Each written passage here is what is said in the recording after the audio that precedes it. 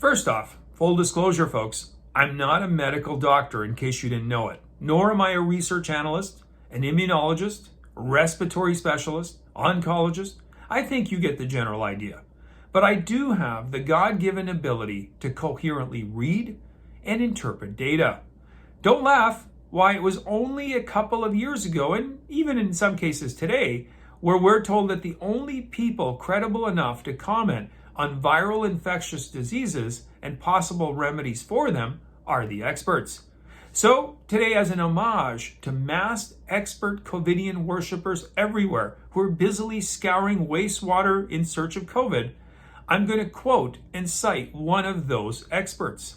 Our spotlight expert today is Malaysian professor Dr. Mustafa Ali.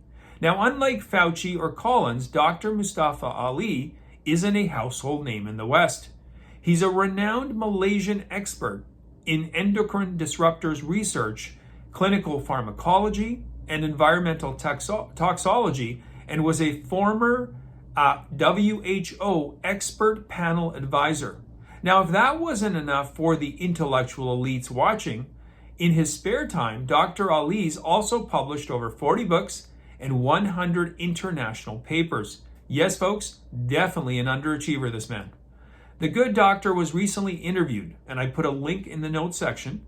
During the Malaysian interview, which is subtitled, thankfully, Dr. Ali described firsthand remorse from patients about a recent medical intervention many of them partook in Malaysia, and I think also worldwide.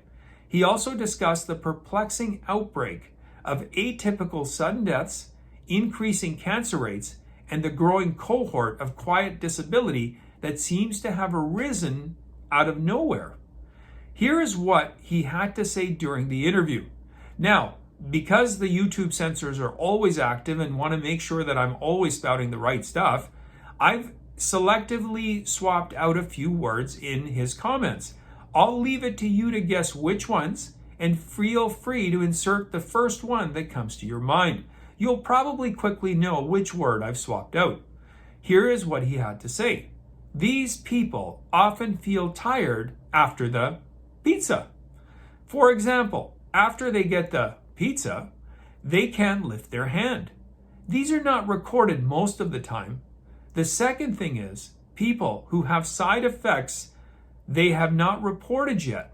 Maybe 10 years later, then only the thing is expressed.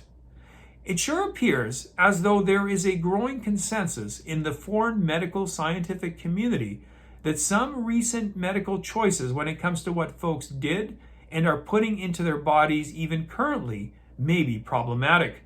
The good news, though, is that in Canada and the US, expression of such concerns is a career ender. And given the choice of putting kids through university and paying for ex-spouses, not to mention inflation, one that many are simply not willing to partake in, like Dr. Ali. But it's only a matter of time, and given where we're at and where we've come from, to quote Bob Dylan, from where I sit, it certainly looks like the times they are a-changin', my friend. Anyway, like I said, the original link is in the notes section. Again, I thank you for watching on my channel here. You can subscribe to my Rumble, my Locals account. You can also follow me on X at Camera612, and I will see you next time.